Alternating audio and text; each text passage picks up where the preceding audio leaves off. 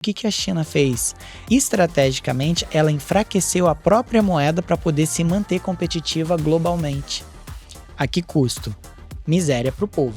Eu acredito que por conta dessa guerra, que a gente veja talvez até novos blocos econômicos se formando. Os Estados Unidos têm esse poder de botar papel e tinta de um lado e do outro lado sair dinheiro. Mas até quando? Bem-vindos ao meu canal. Hoje eu tô aqui novamente com a Késia. Olá. E hoje a gente vai falar sobre... Entre bolsas e bombas, investir em tempos de guerra, risco ou oportunidade?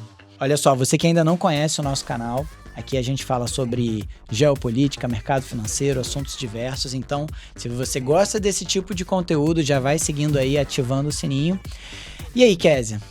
Investir em tempos de guerra. Ultimamente, a gente tem guerra atrás de guerra, rumores de guerra. Parece que a gente tá vivendo o livro de Apocalipse, né? Exatamente. Há quem acredite que já tá rolando apocalipse, o mundo já tá acabando. Então, eu acho que é um tema importante para quem investe e para quem quer investir, né? Porque geralmente, quando você fala em guerra, as pessoas, elas naturalmente ficam com medo, né? Porque geralmente a bolsa cai, enfim. Então, acho legal você trazer essa visão como especialista de renda variável pra gente. Beleza. Então, como especialista de renda variável, eu acho que o anticristo ainda não nasceu. Tem gente que acha que é o Papa, né? Galera, não é o Papa, pessoal. Não. Mas vamos lá. Eu acredito que as guerras, elas trazem oportunidades. Tá. Vamos olhar para o mercado financeiro, não vamos olhar para vidas humanas e tudo mais. Assim, eu acho que a guerra é o ápice da perdição, é o cúmulo da escória humana. Então, eu não vejo com bons olhos a guerra, mas aqui, como a gente vai falar de mercado financeiro única e exclusivamente, Sim. eu acredito que ela traz oportunidades, sim, se a pessoa souber fazer. Inclusive, os países, eles enriquecem fazendo guerra. Você vê que aí todo presidente dos Estados Unidos tem que fazer uma guerrazinha para botar lá no currículo, né? Todos eles tiveram uma tretinha com algum lugar, jogaram uma bombinha aqui, foram lá resolver uma questão de terrorismo. Na verdade, não é bem assim que eles estão indo fazer, né? Existem interesses. E uma coisa muito interessante é que sempre por trás de toda guerra, seja uma guerra bélica ou seja uma guerra como a que a gente está vivendo agora, que é uma guerra de taxas, uma guerra comercial, existe também uma guerra de narrativas. Então, ambos os lados, o lado A e o lado B, cada um vem com a sua verdade. E quem fica assistindo ali, a gente que não tem... A gente tem acesso ao que está na mídia, ao que a gente vê na internet, a gente tem que saber filtrar e tentar entender... Porque, na verdade, ninguém é ali dono da verdade, sim. né? Os próprios livros de história são escritos pelo lado que venceu a guerra. Sim. Imagina como seria o nosso livro de história se Hitler tivesse vencido a guerra. E nós também estaríamos falando isso. Imagina se o outro lado tivesse vencido a guerra. Ainda bem que foi Hitler. Então, assim... É sempre o mocinho que vence a guerra, normalmente. Não tô protegendo o Hitler. Que fique claro, pelo amor de Deus. Que fique claro, né? Mas, a gente tem que ter a capacidade de discernir e ver, ok, em guerra, como é que os governos enriquecem com isso, né? E analisar, né? Eu acho que você trouxe um ponto importante, né? Você falou duas coisas que eu achei interessante, que eu queria perguntar. A primeira... os tipos de guerra, porque eu acho que isso é importante a gente entender quais são os impactos de cada tipo de guerra. Então, a gente tem guerra, né, como o título fala, né, tem bomba, então é uma coisa ali, como você falou, uma guerra bélica. E tem guerras comerciais, guerras de narrativas. Então, a gente tem esses dois tipos que a gente pode falar e explicar aqui pro pessoal. E outro ponto também, né, que você falou que geralmente... esses países, eles enriquecem. O que é completamente contraintuitivo. Eu, mesmo assim, quando eu paro pra pensar… Cara, o país, quando ele entra em guerra, ele gasta dinheiro, né? Pra se defender, pra se proteger, gasta dinheiro com arma, com pessoas, enfim, com diversos fatores. Como que o país, ele ganha dinheiro em guerra? Assim, você consegue explicar isso pra gente? Complicado, né? Eu acho que cada caso, ele deve ser analisado de forma única e exclusiva. Então, Primeira Guerra Mundial, como eram as relações internacionais, quem era a soberania lá na época, né? Antes da Sim. Primeira Guerra Mundial, a gente tinha lá França, tinha Alemanha, tinha várias... Depois da Segunda Guerra Mundial, aí já é Estados Unidos, né? Então, Sim. mas vamos olhar agora para o presente, por exemplo. A gente tem lá a Ucrânia em guerra com a Rússia. Por que essa guerra? Quais são as narrativas, antes de tudo? Então, a narrativa, aí a gente vai estudar a história. Quando a gente volta na história, resumidamente falando aqui, houve uma divisão e em uma linha histórica, quando houve essa divisão, a Crimeia lá, eles falaram, não, isso aqui é da gente, mas a gente vai deixar com vocês. Tem outros livros de histórias que falam, não, isso aqui é nosso e a gente não vai deixar com vocês. Basicamente é isso, tem 2 histórias. Sim. E aí, cada lado se apoia em um para trazer essa narrativa e fala, não, vou pegar o meu lado de volta. Narrativa. Sim. Agora vamos pro lado real. O que tem naquelas terras? Né? Então, a gente sabe que são regiões que eles chamam de terras raras. Então, terras são minérios, são alguns minerais que, às vezes, não são raros, mas são difíceis de serem extraídos, né? Então, existe um interesse ali em algo que vai gerar riqueza, ou seja, terras raras ali, eles utilizam aquilo lá para fazer mais arma, né? Então, a defesa de um país, a capacidade de um país se proteger, é também a capacidade de um país proteger a sua economia. Na verdade, eu até acredito que digamos, a última linha de proteção da economia de um país são as bombas, né? Que muitas vezes não são utilizados como última linha, né? Em alguns casos são utilizados como primeira linha para fortalecer a economia. Então, a gente tem lá a Rússia, que curiosamente, a Ucrânia, ela tinha bomba atômica, ela tinha armas nucleares, mas em um dado momento, eles falaram assim, vamos fazer um desarmamento, acabar com essa questão toda. E eles fizeram um acordo. Tá, beleza, a gente vai entregar as nossas armas nucleares, mas vocês não vão mexer com a gente, não. E a Rússia, não, a gente não vai mexer com vocês, não. Pá, passaram alguns anos, a Rússia tá lá invadindo, ou não tá invadindo, depende de qual livro de história que você leu, né? Tá indo retomar, enfim, aí narrativas. Mas será que ela estaria fazendo isso se a Ucrânia tivesse bombas atômicas? Olha lá pra Coreia. Pequenininha, ninguém mexe. Tem bomba atômica. Então, por isso que eu acho também que a economia, ela também tem como uma linha de proteção a sua economia, as suas armas. Mas, voltando aqui, como que a Rússia vai enriquecer com isso? Ela enriquece com isso pegando terras. Terras que ela vai conseguir depois comercializar aquilo e enfim. E Estados Unidos, por que ele quer a paz, por exemplo, ali? Né? E a gente entra nessa questão de guerra. Ele tá querendo intermediar, mas você já viu como que são os acordos?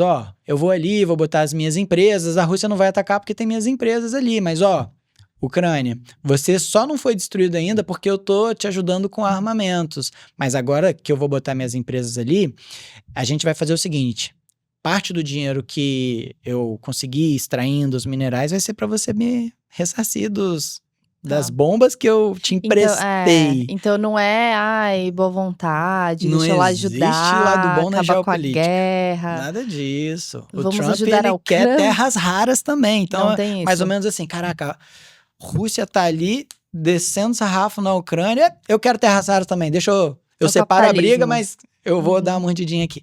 Então, sempre tem interesses por trás. Quando ele foi lá acabar com o terrorismo no Oriente Médio, ele queria petróleo. São narrativas, né? Depois da Segunda Guerra, vários países ficaram endividados com os Estados Unidos, e aí foi quando começou a fortalecer essa questão do dólar. Então, toda a economia ela vai rondando ao redor disso. Vamos olhar para o Panamá, por exemplo, aqui pertinho aqui da gente. O canal do Panamá levou mais de um século para ser feito, morreu um monte de gente, começou com a França. Foi uma obra, assim, realmente muito complicada, mas depois que os Estados Unidos entrou e concluiu e fez, eles fizeram um acordo que até 1990, se não me engano, os Estados Unidos ele ia estar tomando conta e depois disso passou para o Panamá. Aí agora o Trump chegou e falou, nós vamos retomar o canal do Panamá. Cara, não é bem assim. O canal do Panamá, o Panamá, ele ganha, o país, ele ganha muito através daquele canal. E quem utiliza aquele canal, o mundo inteiro utiliza, mas principalmente a China, né? Aí os Estados Unidos falam, não, a China não vai mais utilizar isso aqui não. Resumindo a história, Panamá, a China não vai mais utilizar, eu vou usar de graça, e é isso. Então, pro Panamá, foi mais ou menos assim, cara, você mandou o meu melhor cliente embora e agora tá usando de graça e ainda tá botando um monte de soldadinho aqui. Foi um bom negócio pro Panamá? Não foi. Mas como os Estados Unidos têm armas e ninguém tá falando nada. É um baita de um terrorismo que ele tá fazendo ali, se a gente for parar a pensar, né? Ele tá desrespeitando a soberania de um país. Retomar o Panamá, cara... Tipo... ele é um imperialista, o Trump, né? Então, é uma forma de guerra. E ele tá enriquecendo, ele vai usar aquilo lá de graça, a China vai ter que dar um outro meio, e nesse contexto, outros países ganham. Então, por exemplo, pode ser que sobe pra gente, e vai sobrar pra gente. A China, ela vai agora fazer um investimento massivo aqui no Brasil, para traçar uma nova rota, que vai cortar o Brasil, enfim. Mas sempre quando a gente vê esses movimentos, a gente vê que respinga para um lado de forma positiva, respinga para o outro de forma negativa, e a gente tá atento ao que tá acontecendo, isso pode ajudar a gente. Então, por exemplo, cara, a China vai vir aqui, ela vai fazer uma rota de trem, não sei, que vai cortar o Brasil inteiro, cara, ferrovia, vai investir em ferrovia. Então, a gente começa a olhar para as mineradoras aqui, talvez, quem que vai fazer essa ferrovia? Então, por exemplo, aí o cara já começa a pensar qual a empresa que vai estar por trás disso, vai precisar o quê? Vai precisar de minério de ferro, né, ferrovia. Então, são assim... ideias, né? Quando a gente vê lá, pô, agora vai sair, por exemplo, o Tratado de Paz de Rússia e Ucrânia. Pô, se sai o Tratado de Paz, então Rússia não vai ter mais sanções, e aí ela volta a jogar petróleo na economia global, preço do petróleo cai, calma, se o preço do petróleo cai, Petrobras cai. Tá. Né? Mas também a inflação nos Estados Unidos diminui, eles cortam a taxa de juros por lá, a gente corta a taxa de juros por aqui. Então, olha como todas essas questões que envolvem guerra, que envolvem conflitos, mexem com todas as variáveis da economia, não é? Eu achei legal isso que você falou até dos ativos que tem potencial de valorização, enfim. E aí, é claro, a gente tá falando aqui tirando o fator humano, né? Que, como você falou, uma guerra é terrível. Exato. Mas quando guerras acontecem, sejam guerras de narrativas, guerras comerciais, enfim, a economia se movimenta. Então, por exemplo, no caso, aí eu acho que a gente pode tomar como exemplo a guerra da Ucrânia, que eu acho que é o mais atual e mais emblemático que a gente tem. Assim que estourou, você consegue, ou você lembra, né, pra trazer isso na prática para quem tá assistindo, os ativos que se valorizaram, por exemplo, ou os ativos que se desvalorizaram, como isso impactou, por exemplo, o Brasil, que não tinha nada a ver com isso? Teve algum impacto na economia do Brasil, por exemplo? Teve, porque, por exemplo, no caso do Brasil, um dos principais impactos que a gente pode ver aqui na nossa economia com o início da guerra Ucrânia-Rússia foi porque a Rússia é um dos principais exportadores de fertilizantes, e nós que somos um país que depende muito de commodities, a gente tem um agro muito forte, a gente foi fortemente impactado por isso, né? Então, normalmente, o mundo hoje ele está globalizado, não tem como mexer em uma economia sem, de alguma forma, fazer efeito em outras, principalmente quando a gente está falando de um país tão relevante como a Rússia, por exemplo. Entendi. E aí, na sua visão, porque eu lembro que, assim, que estourou, é o caso mais recente que a gente tem, geralmente a galera já entra em pânico, né? Já fica todo mundo, inclusive quando a pessoa tá investindo, enfim. Então, tem uma pergunta aqui anotado, que é: na sua visão, como os investidores devem interpretar conflitos geopolíticos logo nos primeiros dias de tensão? Há um padrão de comportamento nos mercados que você costuma observar em casos de guerra e nesses conflitos que geralmente afetam o mundo inteiro? Sim, a gente tem que estar atento às narrativas, né? Porque nem toda notícia, de fato, ela vai ter um impacto no mercado, nem toda notícia, de fato, é um fato que a gente pode dizer um fato relevante.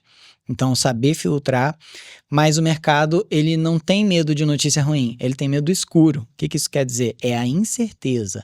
Quando a gente começa a ter muita incerteza no mercado, isso sim começa a gerar um nível de volatilidade e um pânico no mercado, e aí a gente tem índices como, por exemplo, o VIX, que é um índice utilizado para medir basicamente a volatilidade nas opções, ele é chamado também de índice do medo, ele costuma ir lá em cima em situações em que o mercado está começando a panicar. Tá. Então, agora um fato curioso é que sim, o mercado normalmente ele responde quando a gente tem, por exemplo, uma guerra, alguma coisa assim, normalmente ele responde de forma negativa, porque uma guerra ela pode afetar várias cadeias da indústria, da produtividade e tudo. Só que normalmente, depois das guerras, a gente recupera todo o tempo perdido e vem um boom. Então, se a gente for olhar os gráficos históricos nos períodos de guerra, a gente tem uma queda, às vezes com guerras, mas quando começa a vir a notícia de fim de guerra, de que as coisas estão melhorando, o mercado ele rapidamente recupera e ele supera o ponto que ele estava antes da guerra.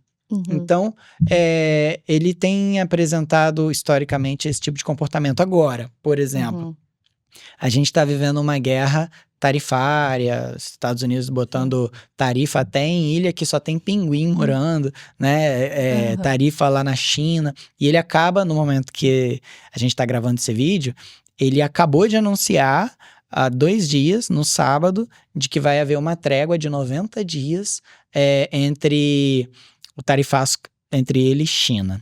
Então, agora nesse período de 90 dias, os Estados Unidos vai ficar taxando os produtos da China em 30% apenas, que é coisa pra caramba, mas dentro dos 245 que ele estava botando é pouco. E a China vai taxar os Estados Unidos em 10%. Como que o mercado reagiu a isso? A gente está vendo várias bolsas pelo mundo rompendo máximas históricas. E a gente está no meio de uma guerra, mas foi só o fato de um alívio na possibilidade, seja um alívio nas tensões. A nossa bolsa rompeu máxima histórica por conta dessa notícia. Ontem e hoje rompeu de novo. Então, e a guerra tarifária tá aí, né? Mas o mercado ele reage assim. Então, saber que isso vai acontecer, saber... Não o que vai acontecer, a gente não tem bola de cristal, mas entender que a história ela não se repete, mas ela rima, pode ajudar a gente a tomar decisões melhores em momentos de crise, momentos de guerra. Sim, muito bom. E aí você falou, né, que isso é histórico. A gente tem uma tabelinha aqui, depois eu vou pedir pro editor colocar na tela ali com a fonte, de algumas guerras. Como o S&P 500 aqui, que é o índice que eu acho que é importante no mundo inteiro, reagiu, né, no caso, quanto que desvalorizou e quanto tempo demorou para se recuperar, para voltar no patamar que foi exatamente o que você falou. Aí tem aqui alguns exemplos. Por exemplo, 1990, Guerra do Golfo, caiu mais de 20% e o tempo de recuperação foi de 211 dias. Aí aqui… Ou seja, em 211 dias ele voltou para o mesmo ponto patamar, que estava. Exatamente, antes de começar a guerra. Aqui outro exemplo, Guerra do Vietnã, em 1959, caiu 14%, demorou 1.017 dias para voltar. Você demorou um pouquinho mais. 11 de setembro de 2001, desvalorizou 12%, mais de 12%, e demorou 53 dias. Então a gente tem vários exemplos aqui, ó, deixa eu ver o que foi mais rápido, mas a desvalorização também não foi tanta.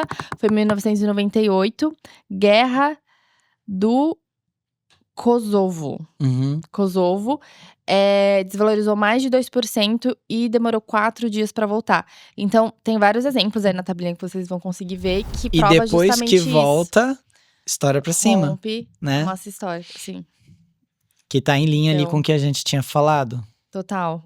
Então, eu acho muito interessante isso que você falou, mas é importante a gente separar o joio do trigo, né? Então, não é todo ativo que vai voltar a se valorizar. Então, algumas empresas quebram, né? Nesse meio tempo. Então, eu tenho aqui uma outra dúvida, uma outra pergunta que eu acho que se encaixa bastante nisso e que é legal a gente falar com quem é investidor.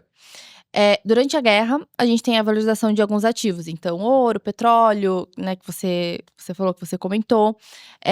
E algumas ações de algumas indústrias, dependendo de qual guerra a gente tá falando. Mas, como que a gente separa as oportunidades reais e especulação? Porque no meio disso vai ter muita especulação. Claro. E, normalmente, em períodos de guerra, em períodos assim, o ouro se valoriza. O ouro, ele é o ativo de segurança.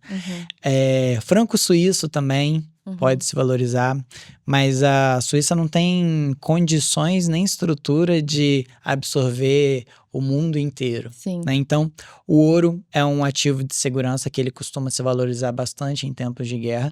E hoje nós temos também o Bitcoin, já se provando muito sólido em tempos de guerra e reagindo muito bem. Por exemplo, a gente teve essa queda histórica agora do S&P, depois do dia da libertação do Trump, e foi uma queda violentíssima para o índice. E muitas pessoas acreditavam que o Bitcoin ele se comportava meio como uma Nasdaq ali, meio que alavancada, e ele perdeu essa correlação. Até um determinado ponto ele se comporta igual. Quando depois o índice lá continuou caindo, a Nasdaq, as bolsas, tudo caindo, o S&P, chegou um momento que o Bitcoin ele parou. Ele segurou. Por quê? Porque as pessoas estavam saindo e buscando ativos de segurança.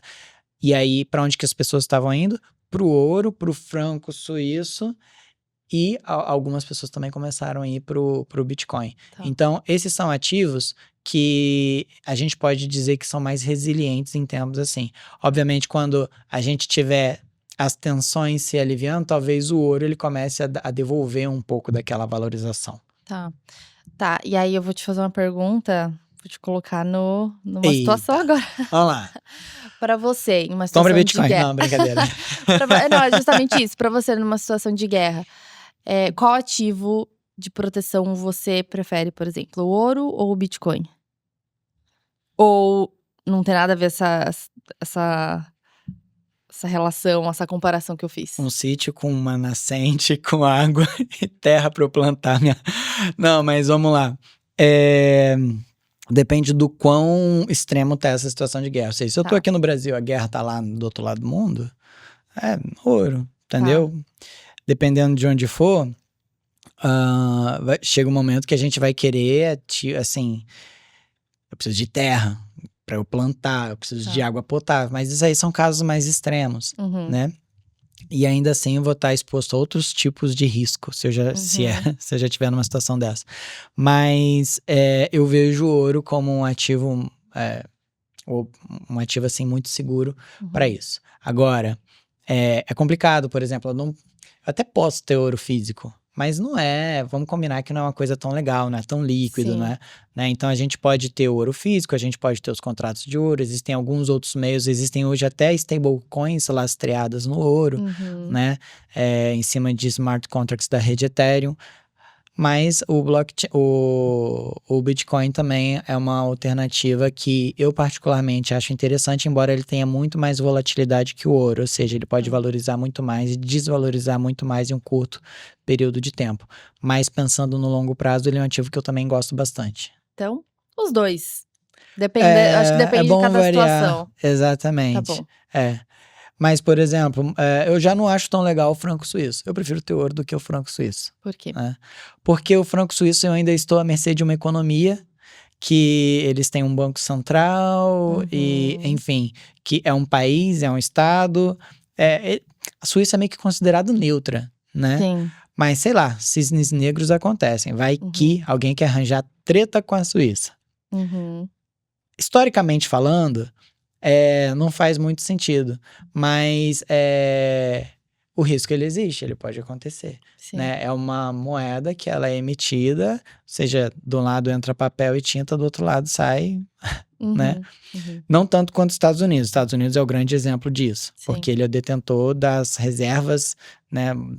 Ou seja, o mundo inteiro tem suas reservas em dólar. Então, os Estados Unidos têm esse poder de botar papel e tinta de um lado e do outro lado sair dinheiro.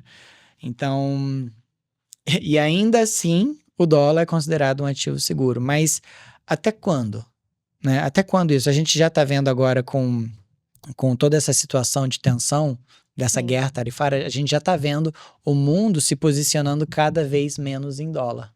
E a tendência, eu acredito, é que por conta dessa guerra, que a gente veja talvez até novos blocos econômicos se formando. Olha como que a Ásia está se comportando, olha como eles estão se juntando, olha como países aqui do lado da gente, aqui, por exemplo, o Canadá, que era historicamente um grande aliado dos Estados Unidos, olha como ele está procurando outro lugar, como os Estados Unidos está ali frente ao Canadá.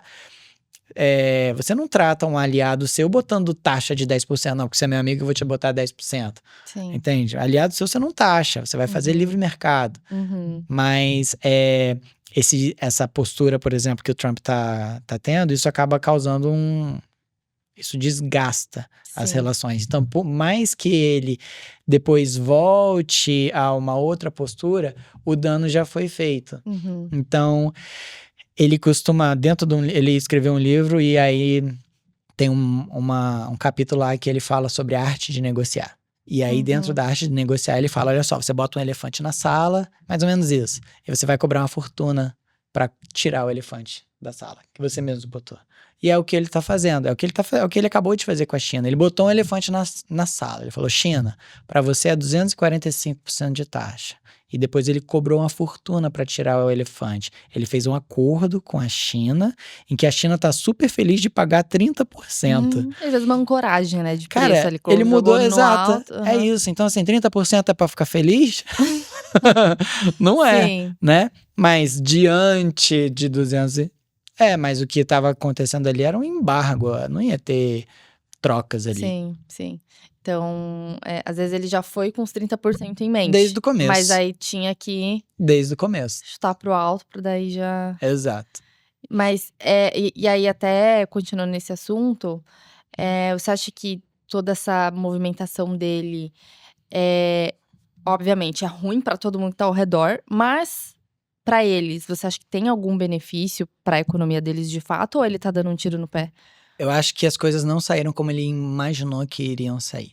A narrativa, a gente volta pra narrativa, né? A narrativa, normalmente, ela não tá alinhada com os reais interesses do negociador. Então, a narrativa dele é que ele queria reindustrializar os Estados Unidos e aquela história toda. Porque, o que acontece? Imagina assim, de forma grosseira, como é que a economia ela funciona? Você tem, por exemplo, países pobres em que a sua moeda é fraca. E países fortes, como Estados Unidos, em que a sua moeda é forte. Sim. Se a minha moeda é forte, para eu produzir no meu país, é caro. É muito mais barato para mim, para eu produzir em um país em que a moeda é desvalorizada, um país pobre. Então, lá atrás, por exemplo, o que o mundo fazia? Os países mais ricos, eles produziam na China, que era um país pobre, em que sua moeda não valia nada, mão de obra era barata, e aí a China, ela, por exemplo, ela começa a receber moeda forte, dólar, porque ela produz e ela vende, e aí ela começa a ficar com dólares ali. E o que isso acontece com a economia que começa a receber moeda forte? A moeda dela começa a valorizar. Quando a moeda dela começa a valorizar, a mão de obra dela começa a ficar cara. E aí chega um momento que a gente fala, não, agora vamos para outro país. Porque aqui já tá ficando caro produzir aqui, vou para um outro país. Só que o que a China fez? Ela, estrategicamente, ela enfraqueceu a própria moeda para poder se manter competitiva globalmente. A que custo? Miséria para o povo. Então, funcionava muito bem para o empresário e para o governo, mas as custas do povo ficar na miséria. Porque, imagina, por exemplo, por que a gente não pode ir mais pra Disney? Porque agora uma água que custa $3, $4, $5, pô, tu vai pagar R$25 numa água. Pra gente é muito caro. Agora, pra eles não é. Tá dentro. Então, ou seja, isso freia, porque o nosso real tá fraco. Então, quando a nossa moeda fica fraca, a gente não consegue também comprar certos tipos de produtos, enfim. Pobreza. Ninguém quer a sua moeda fraca, né? Sim. Esse foi o case da China. Então, ela enfraquecia a moeda, só que aí ela começa a ganhar muitos dólares. E o que ela faz com esses dólares todos que ela tem? Ela compra títulos de renda fixa, ou seja, títulos longos dos Estados Unidos. Então, ela se torna o financiador dos Estados Unidos, porque ela compra os títulos de dívida dos Estados Unidos. Inclusive, a China, ela é o segundo maior detentor de títulos da dívida longa das Treasuries dos Estados Unidos, ficando atrás somente do Japão. E aí, o que acontece? Dentro dessa situação, a gente tem um país que ele veio se fortalecendo, e aí a China, que antigamente era assim, Você via um lápis, era made in China. Tudo que era feito na China era meio que vagabundo. Sim. E hoje já não é bem assim. Eles já estão, na verdade, já não é mais assim. Eles já estão fazendo coisas de qualidade. E eles não estão só fazendo tênis. Sim. Eles não estão só fazendo, sabe? Eles estão desenvolvendo tecnologia. Eles estão concorrendo aí com IAs. Eles estão fazendo carros elétricos.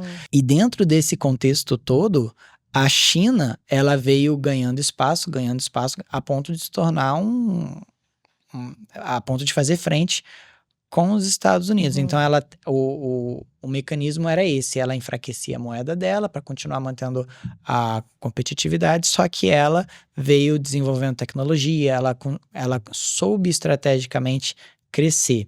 E quando ele botava taxa, por exemplo, a ideia do Trump de botar taxa, a narrativa, era reindustrializar. Mas beleza, você consegue imaginar aquele monte de americano gordo barrigudo numa fábrica grandona fazendo tênis da Nike? Eu vi, inclusive, umas imagens, não sei se você chegou a ver, que eles começaram a fazer com inteligência artificial.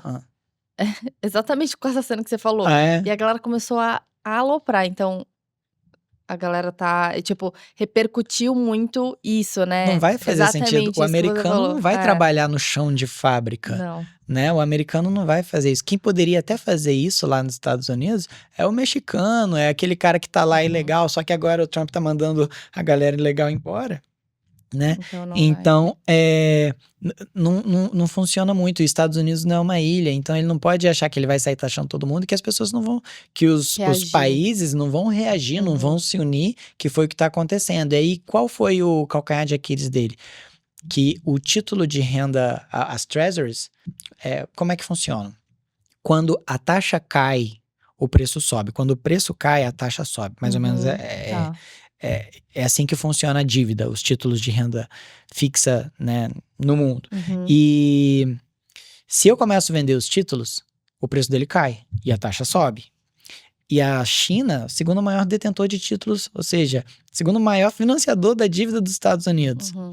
Se a China começasse, que provavelmente uma tese do que aconteceu foi ela começou a vender os títulos, o preço começou a cair, porque ela está vendendo, então o preço está caindo, só que para compensar, a taxa está subindo. Quando a taxa sobe, o tamanho da dívida dos Estados Unidos começa a aumentar, e é ali que doeu. Então foi ali que eu acredito, isso é o que eu penso, Ian. Eu acho que foi por isso que ele começou opa, pera, o tiro tá saindo pela culatra, né? Porque a ideia dele era através da taxação, arrecadar mais, conseguir diminuir o imposto lá dentro. Não sei se funcionou exatamente. Algumas coisas que ele fala até fazem sentido, mas na prática não tá funcionando muito bem como eu acredito que ele imaginou que iria funcionar. Entendi. E assim, nesse caso, em outros casos de guerras, enfim, é ali uma briga, né, entre todos os poderes, mas como você falou, quem paga o pato em toda essa situação, geralmente é a população. A população, é o investidor. Então, assim, eu queria saber, falando até de todo esse histórico de guerras, né, que a gente tem no mundo, qual que é o maior aprendizado para o investidor? No sentido de, cara, qual que é o maior erro que você vê que as pessoas sempre cometem quando aparece uma crise? E o que a gente tem que mudar para conseguir lidar com isso? Porque isso vai continuar acontecendo. Vai. Às vezes a tendência é até piorar. Então, como que o investidor, né, falando diretamente aqui para o nosso público, né, que é quem investe em renda variável, principalmente, como que ele tem que reagir, tem que agir nessas situações? O investidor que ele quer proteger, vamos supor que ele está posicionado, ele tem ações de Petrobras, ele acha que vai acontecer aí alguma coisa que pode mexer muito com o valor das ações da Petrobras, ele pode, por exemplo, comprar umas puts de Petrobras para proteger as ações que ele já tem. Falando para o nosso público. Então, quando ele compra puts ali para as ações que ele está comprando um seguro. Agora, a gente tem que olhar quanto tempo, assim, que a gente está falando. Porque também ele ficar mantendo um seguro durante muito tempo, isso também tem custos. Né? Então, por exemplo, quando a gente estava entrando numa pandemia lá, que a gente não sabia quando aquilo ia acabar, não é tão simples assim, vou comprar uma put e vou ficar segurando a put aí até, né?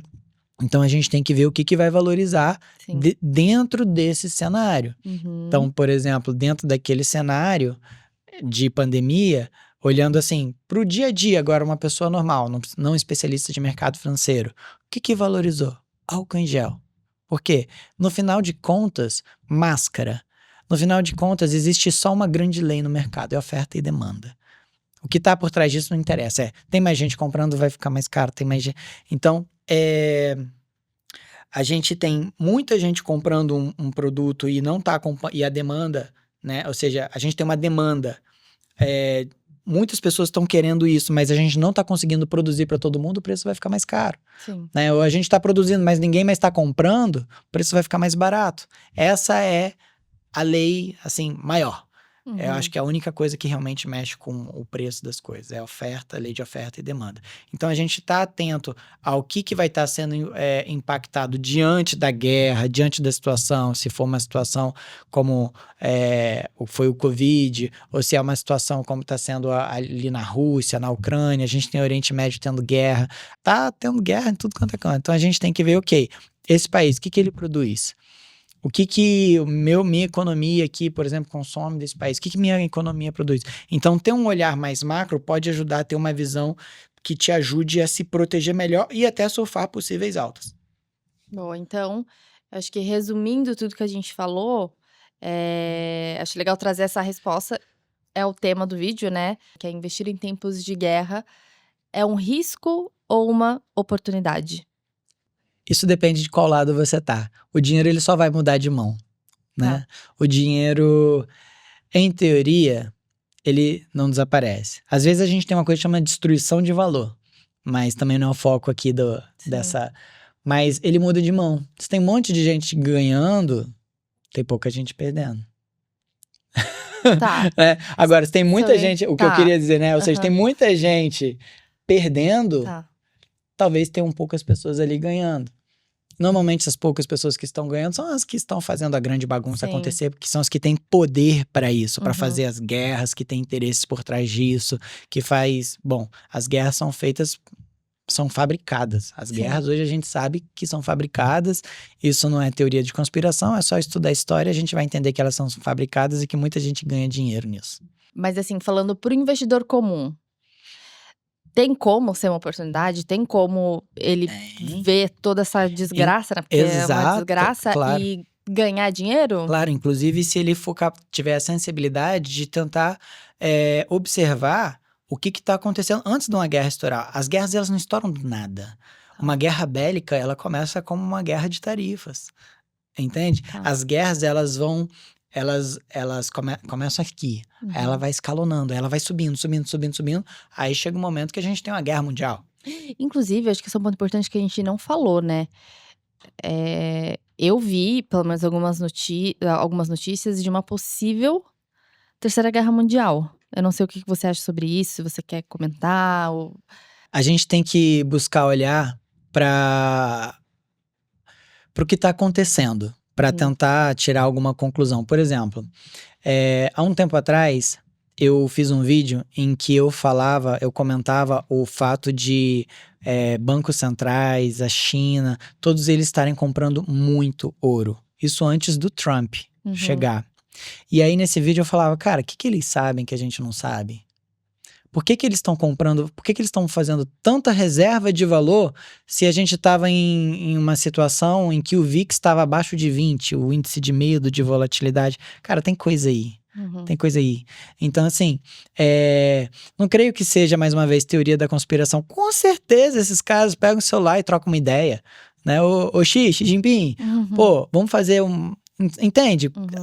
Isso pode acontecer. Então, fato é, estavam comprando ouro pra caramba. Aí agora a gente tem essa guerra tarifária, se deu bem quem comprou ouro.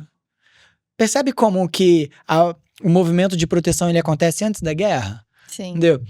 Então, eu tenho até um vídeo mais antigo em que eu comentava de uma possível explosão do ouro diante de um fato macroeconômico que vinha acontecendo, que foi em 2021. E aí eu falei que possivelmente a gente poderia ver um grande boom no ouro.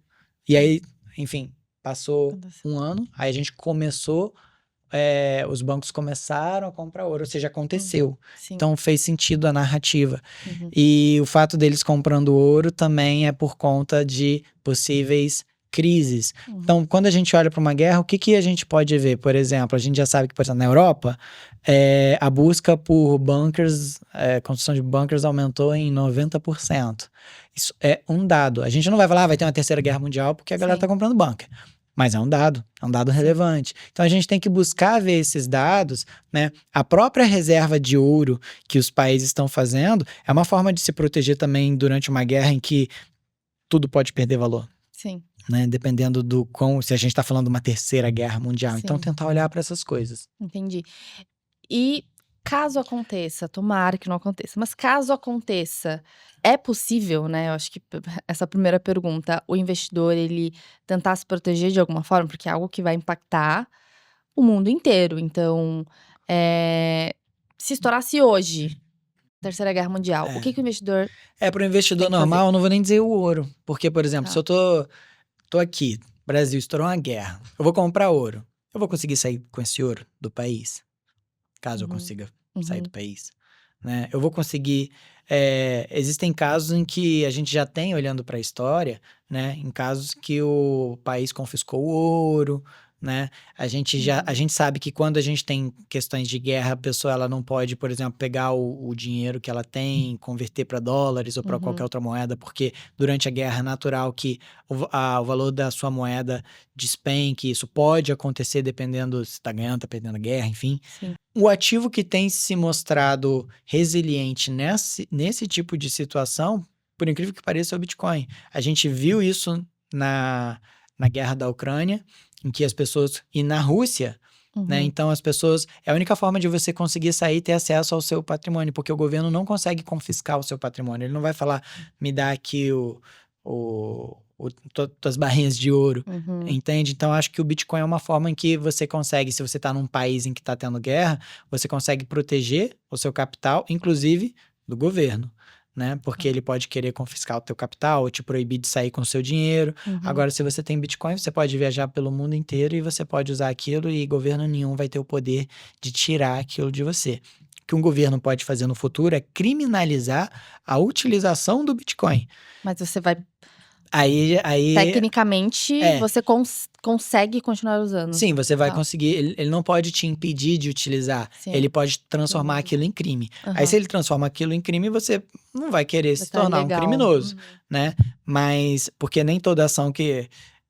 os governos, eles não são éticos, nem morais, né?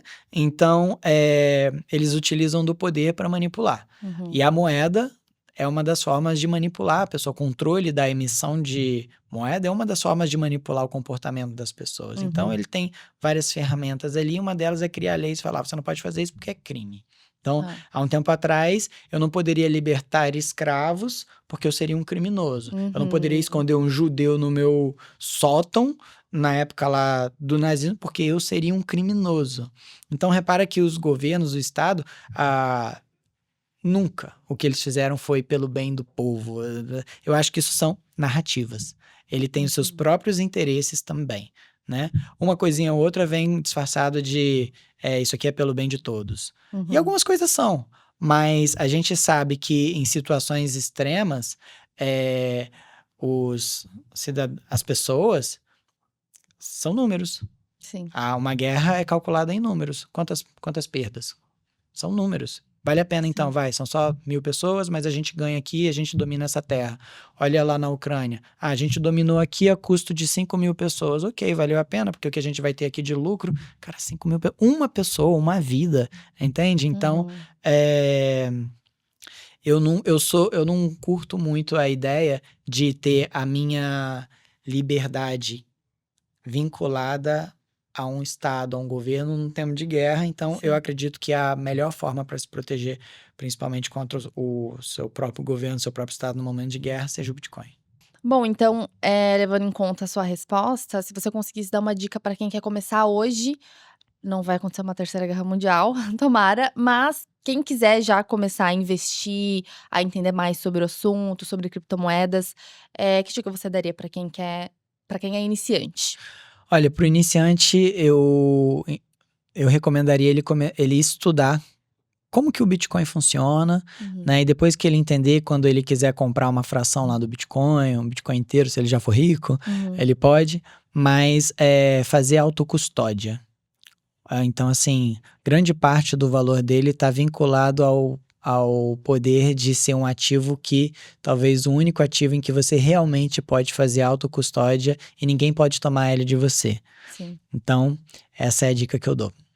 Muito bom. E além do Bitcoin, né, nesse caso você falou do Bitcoin, mas existem outras ferramentas, né, inclusive com opções para até nessas situações que a gente falou aqui durante esse podcast, né, guerra comercial, guerra da Ucrânia com a Rússia, existem algumas ferramentas no mercado de opções que o investidor também consegue proteger ali o patrimônio. Então, mesmo se o mercado estiver caindo, o investidor ele consegue ganhar dinheiro.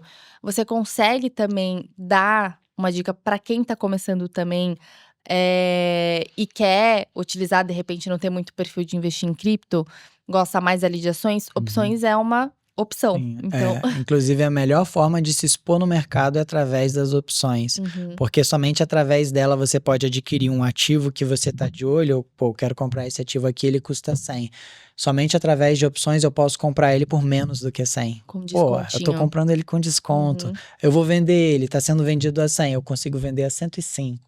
Né? Então, ela dá uma, digamos assim, uma vantagem. Ela possui digamos, uma assimetria de risco, em que você possui o seu risco de ganho, ele pode ser superior ao seu risco de perda, se você montar as estratégias da maneira correta. Então, são ótimas ferramentas para quem quer investir. Recomendo muito aprender a utilizar as opções. E para quem está começando, qual dica você dá para a pessoa começar hoje a investir? Estuda. Estuda, não começa a investir antes de estudar, né? Então estuda bastante, o principal é entender os riscos, todos os riscos envolvidos nas suas operações, e somente depois que você conhece o potencial dos riscos e não dos ganhos, aí sim você pode começar a pensar em botar o seu dinheiro ali. Muito bom. E o melhor lugar para estudar sobre esse assunto é aqui na Melver, no canal do Ian, então já se inscreve no canal, já deixa o like. Isso aí. E é isso, pessoal. Se vocês quiserem aí novos vídeos, se vocês tiverem novas ideias, mandem pra gente. Me sigam no @pulo-do-touro. Por lá eu costumo responder, pode mandar mensagem no privado. Se eu demorar um pouquinho, isso às vezes acontece, mas eu costumo responder todo mundo. E tragam sugestões de vídeos. E ficamos por aqui, né? E nos vemos no próximo vídeo. Até a próxima.